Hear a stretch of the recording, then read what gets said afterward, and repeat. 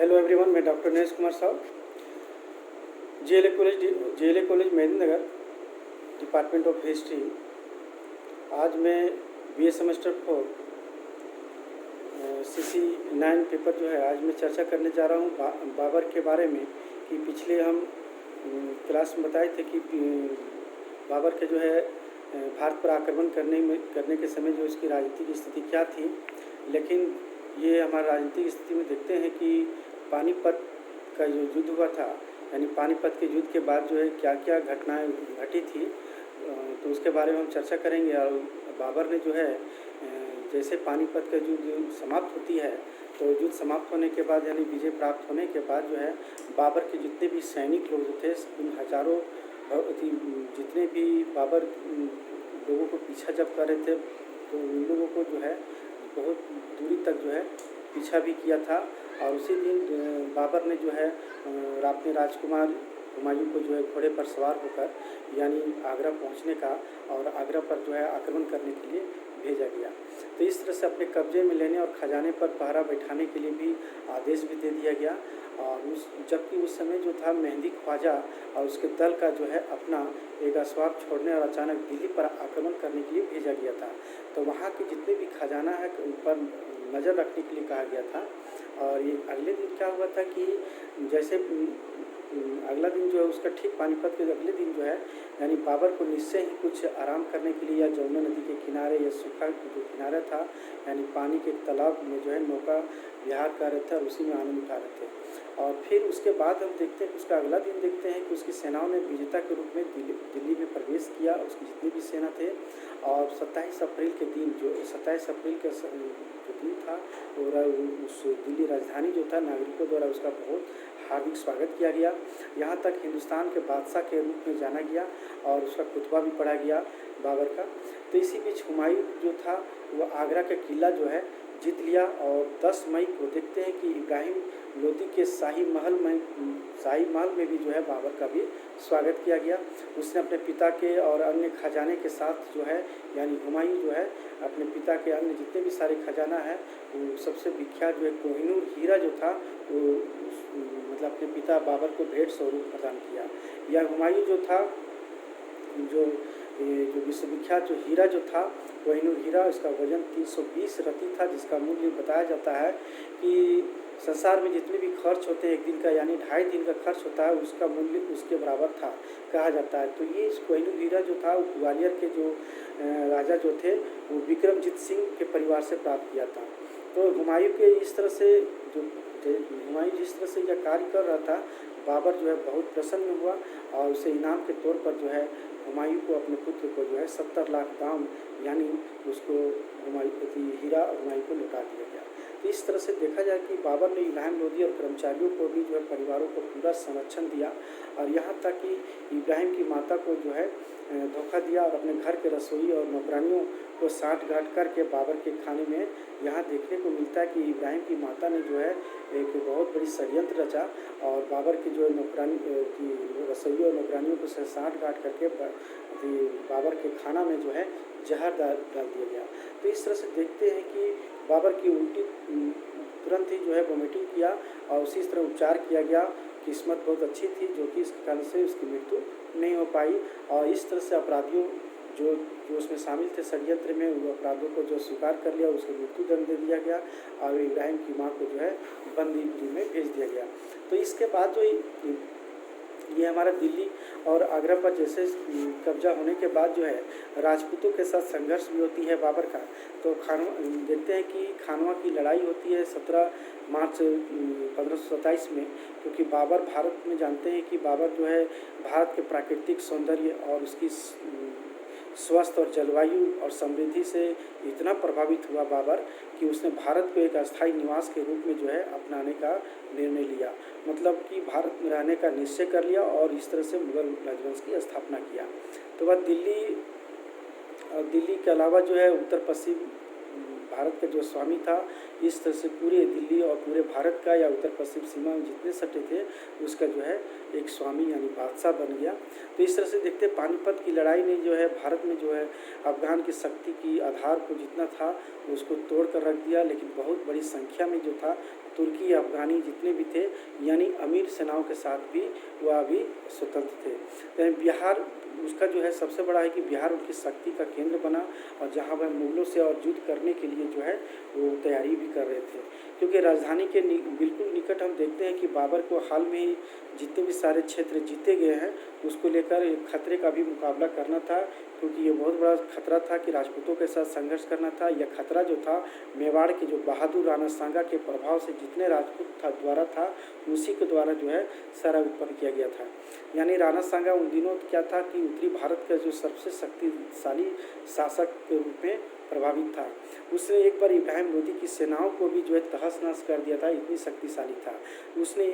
देश के हिंदू राज्य को मतलब अपने भारत को हिंदू राज्य स्थापित करने का उसकी मंशा थी, लेकिन संजोग से जब राणा लोदी राजवंश का तख्ता पलटने की योजना बना ही रहा था, लेकिन ठीक उसी समय जो है बाबर इस युद्ध में जो है कूद पड़ा। यहाँ हम देखते हैं कि पानीपत की लड़ाई के पहले हम देखते हैं कि उस समय आशा के साथ जो है बाबर की जो शुभकामनाएं जो भेजी थी, आमंत्रण भेजा था, वो अपने पूर्वजों के भांति लूटमार के बाद अफगानिस्तान लूट जाएगा यही सोच रहा था। लेकिन इस प्रकार देखते हैं कि अपने आधिपत्य को और आसान बना देगा। इस तरह से जो अपने लिप्सा के लिए अपने जो राणा सांगा ने जिस तरह आमंत्रण किया था कि वह लूटपाट करके चले जाएगा, लेकिन ऐसा ना हुआ। तो बाबर की जो भारत में जो अस्थायी रूप से जो बसने का निर्णय और उसकी आशाएं जो था वह सब चौपट कर दिया गया, धूमिल हो गया। मुगलों के साथ तैयारी भी यानी मुगलों के साथ लड़ाई की जो है तैयारी करने लगा। बाबर जानता था कि भारत में अपना आधिपत्य सुनिश्चित करने के लिए जो अनिवार्य रूप से राजपूतों से लड़ना ही होगा, बिना लड़े हम आगे आधिपत्य नहीं कर सकते हैं। इसीलिए जो है दिल्ली और आगरा पर कब्जा करने के बाद जो है तत्काल जो है राणा सांगा से युद्ध की तैयारी करना शुरू कर दिया। इस तरह देखते हैं कि फरवरी 1527 ईस्वी में जो है आगरा से यानी 27 मील लगभग 37 मील दूरी पर देखते हैं खानवा यानी कनवा नामक एक छोटे से गांव है, वहीं पर बाबर और राणा सांगा की सेनाएं जो है आमने सामने हुई। और उस तरह से हम देखते हैं कि राणा सांगा की जो कमान था लगभग 80,000 सेना और 1,000 हाथी थे, जबकि मुगलों की सेना की संख्या लगभग 2 लाख थी। तो इस तरह से देखते हैं कि बाबर की कमान में अभी तक संख्या सबसे अधिक संख्या में थी। उनकी सेनाओं की संख्या इतनी अधिक इसलिए हो गई थी कि उनके जो है अनेक अफगान अमीरों जितने भी थे सब सैनिक उनसे जुड़ गए थे। इस तरह से उन्हें मुगलों के समक्ष आत्मसमर्पण कर दिया और इस तरह से युद्ध के मोर्चे की जो व्यवस्था जो थी वो बाबर ने की थी, क्योंकि उसके द्वारा पानीपत में जो की गई जो व्यवस्था थी वो मिलती जुलती बेहतर उससे और भी बेहतर रूप में थी। क्योंकि युद्ध में देखने को मिलता है कि व्यूह रचना जो था वो सेनाओं की तैनाती पर जो है बराबरी पास में 25 दिन मतलब कि 25 दिन का अंतराल था। उसी अंतराल में बहुत इस बात का ध्यान रखा कि कैसे जो है इससे निपटा जाए। तो इस तरह से देखते युद्ध में बाबर के राजपूतों के सामने जो योद्धा जो खड़े थे वो योद्धा जितने भी थे सब श्रेष्ठ थे, लेकिन जिसका वास्तव युद्धों से उससे जो था वह बड़ा ही साहसी और शूरवीर और युद्ध से रक्तपात यानी शौकीन के रूप में था। राष्ट्रीयता की सशक्त भावना से ओत-पोत राजपूत थे। और इस तरह से देखते हैं कि राजपूत सैनिक जो जितने भी थे सिविल यानी सबसे हर घड़ी प्राणों की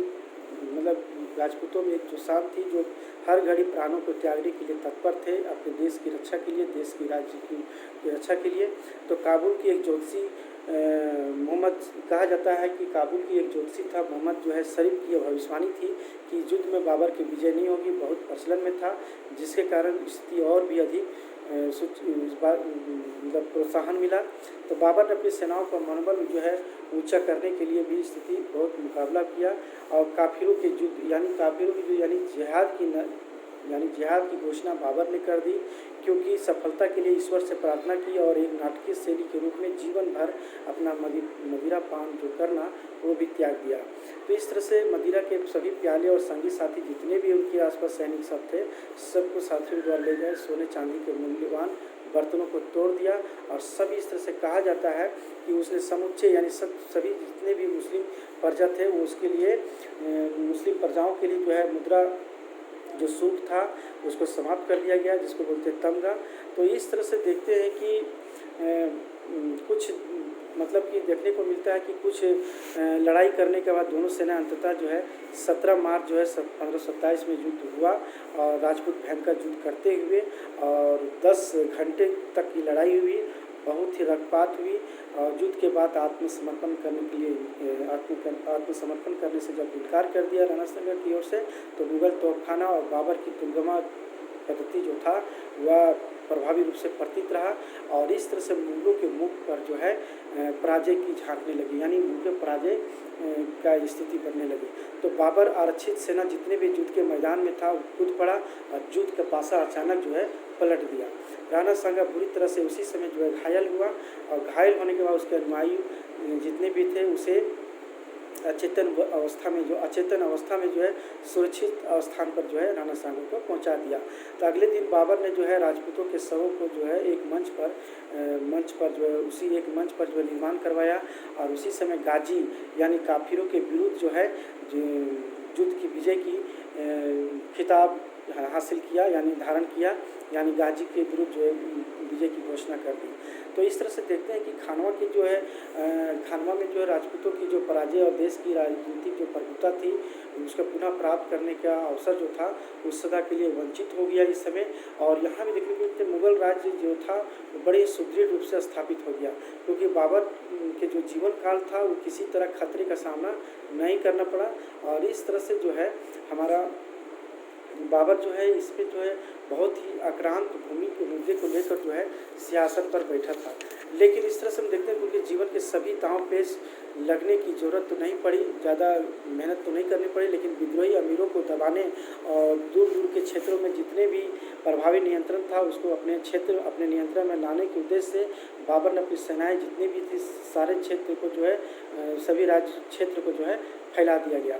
7 अप्रैल को देखते हैं कि 1527 की मेवाड़ की जो राजधानी थी वह मेवाड़ की राजधानी अलवर और अपना पर उस पर भी अधिकार कर लिया। इस तरह से चंदेरी के राजपूत जो सरदार जो था उसके राणा सांगा का एक निकट सहयोगी मेदिनी राय जिसको बोलते हैं खानवा से भाग निकला था और उसने भी 5000 सैनिकों की टुकड़ी के साथ जो चंदेरी के किले में शरण ली थी। तो बाबर ने क्या किया कि बाबर ने उस किले को जो है चंदेरी के किले को भी जो है घेर लिया और 21 जनवरी 1528 को भी जो है उसको जीत लिया। यहाँ तक कि हम देखते हैं कि जितने भी सिपाही था वो रक्त से पूर्ण होकर गुजरना पड़ा, यानी रक्तपात हुआ बहुत ही। और उस समय क्योंकि किले के सच्चे जितने भी राजपूत था वो राजपूत की भावना के साथ बहुत सारे ऐसी परिस्थितियाँ थी जो जोहर के रूप में एक अनुष्ठान भी किया, जो जोहर प्रक्रिया किया और अपनी पत्नी और बच्चों की हत्या करके, यानी बहुत सारे गेरुए रंग की पोशाकें पहन करके और बाज की तरह शत्रु पर टूट पड़े। तो इस तरह से देखते हैं कि उन्हें अपने प्राणों को बलि देने में पूर्व मुगल सेना भी भयंकर प्रतिशोध लिया था। और इस तरह से जो है चंदेरी का युद्ध और राजपूतों के साथ जो लड़ाई हुई राणा सांगा के साथ जो है वह कामयाब रही। लेकिन अगला बार आप देखते हैं कि अगला में कि घाघरा की भी लड़ाई होती है, क्योंकि बाबर को अपने अफगान सरदारों से निपटना अभी बाकी भी था, क्योंकि जो पानीपत की लड़ाई से जो बचकर जो निकले थे वो अफगान अमीरों का नेतृत्व जो करने वाला था वह सुल्तान इब्राहिम लोदी के छोटे भाई और दिल्ली के सियासत की दावेदारी जो करने वाले मोहम्मद लोदी ने किया था। तो घाघरा की लड़ाई में जो है ये लोग शामिल था। तो बाबर के जो शासक उस समय जो है बंगाल के जो शासक जो था वह नुसरत शाह थे, तो उसी का सहयोग प्राप्त करके करना चाहता था। तो बाबर ने 6 मई 1529 को घाघरा यानी गंगा नदी के संगम पर जो है वहीं पर जो है लोगों को बुलाया गया, ललकारा गया और बहुत ही छोटी सी मुठभेड़ के बाद अफगान अमीर जितने भी थे वो हल्के पड़ गए और बाबर को एक बहुत ही आसानी से जो है विजय प्राप्त हो गई और महमूद लोदी भागकर बर्मा चले गए। कुछ समय बाद जो देखते हैं कि जितने भी कबायली क्षेत्र के जितने लोग